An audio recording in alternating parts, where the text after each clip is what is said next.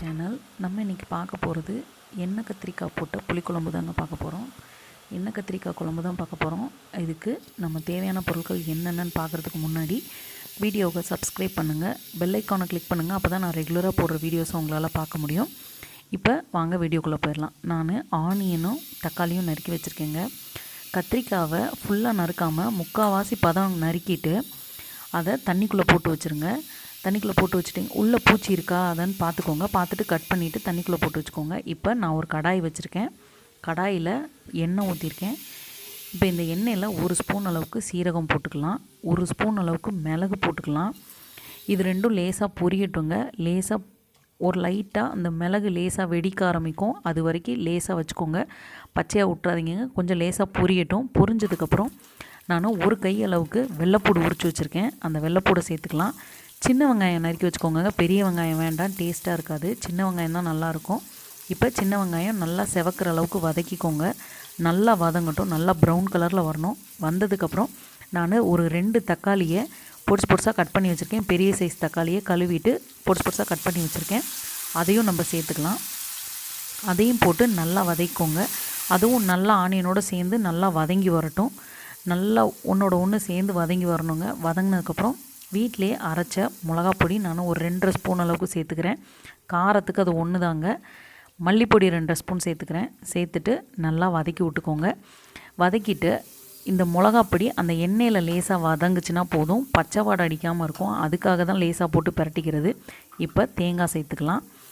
நான் ஒரு கையளவுக்கு தேங்காவை மேலே இருக்கிற ப்ரௌன் கலரில் இருக்கிற தோலை உரிச்சிட்டு கட் பண்ணி வச்சுருக்கேன் பொடிசு பொடிசாக.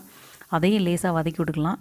கருவேப்பிலை சேர்த்துக்கோங்க, நிறைய கருவேப்பிலை. இதுவும் இல்லை, இதுக்கு மேலேயும் கருவேப்பிலை நீங்கள் சேர்த்துக்கலாம். நான் ஒரு கையளவுக்கு கருவேப்பிலை எடுத்து கழுவி வச்சுருக்கேன். கருவேப்பிலை எண்ணெயில் வதங்கணும்னு இல்லை, அதுக்காக தான் கருவேப்பிலையே கடைசி போட்டிருக்கேன்.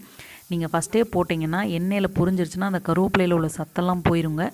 இப்போ நீங்கள் இப்படி கருவேப்பிலையை போட்டு லேசாக 2 பெரட்டுங்க போதும். ஃபுல்லாக வதங்கணும்னு அவசியம் இல்லை. அது லேசாக கருவேப்பிலை அதில் போட்டு, ஏன்னா நம்ம அரைக்க தான் போகிறோம். ஏன்னா நம்ம குழம்புல அப்படியே போட்டோன்னா கருவேப்பிலையை யாரும் யூஸ் பண்ணுறது இல்லைங்க, கீழே தான் போடுவாங்க. இந்த மாதிரி குழம்பு வைக்கிறப்ப கருவேப்பிலையை அரைச்சி சேர்த்துக்கோங்க. உடம்புல சேரும், கண்ணுக்கு ரொம்ப நல்லது, முடி நல்லா வளருங்க. அதுக்காக தான். இப்போ நம்ம அரைச்சி வச்ச மசாலாவை அந்த வதக்கி அரைச்சோம் இல்லையா, அந்த மசாலாவை கொஞ்சத்தை எடுத்து இந்த கத்திரிக்காய்க்கு உள்ளே இது பண்ணியிருக்கேன், ஸ்டஃப் பண்ணியிருக்கேன். பண்ணிவிட்டு 1 ஸ்பூன் எண்ணெய் விட்டு அதை லேசாக வதக்கி எடுத்துக்கலாம். இதில் எண்ணெய் விட்டு லேசாக வதக்கிறப்ப அந்த கத்திரிக்காயோட நிறம் லைட்டாக மாறணுங்க. அந்தளவுக்கு வதக்கி எடுத்துக்கோங்க. நல்லா இந்த மாதிரி அதோட கலர் லேசாக மாறி வரணும், அப்போ தான் வதங்கும். உள்ளே இருக்கிறது மசாலாவுக்கு போடும்போது கொஞ்சம் உப்பு சேர்த்து போட்டுக்கோங்க. இல்லாட்டி மசாலாவில் உப்பு இல்லைன்னா கத்திரிக்காய் சப்புன்னு இருக்கும். அதனால் இப்போ நல்லா வதங்கிருச்சு. இப்போ மண்சட்டி வச்சுருக்கேன். மண்சட்டியில் நல்லெண்ணெய் 2 டேபிள் ஸ்பூன் அளவுக்கு நல்லெண்ணெய் விட்ருக்கேங்க. நல்லெண்ணெய் விட்டுக்கோங்க.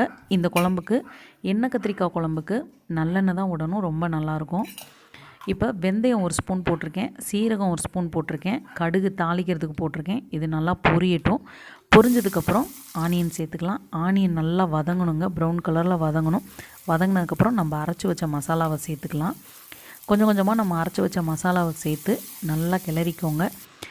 மிக்ஸி ஜாரில் தண்ணி ஊற்றி கழுவி அதையும் சேர்த்துக்கோங்க. இப்போ நம்ம வதக்கி வச்ச கத்திரிக்காவை அதில் சேர்த்துக்கலாம். நான் சட்டி பத்தலைங்க, சின்னதாக இருந்துச்சு. ஸோ நான் வேறு கடாயில் நான் மாற்றிக்கிட்டேன். இதில் பத்தலை, சின்ன சட்டியாக இருந்துச்சு, அதனால் நான் வேறு இதில் மாற்றிருக்கேன், அவ்வளோதான்.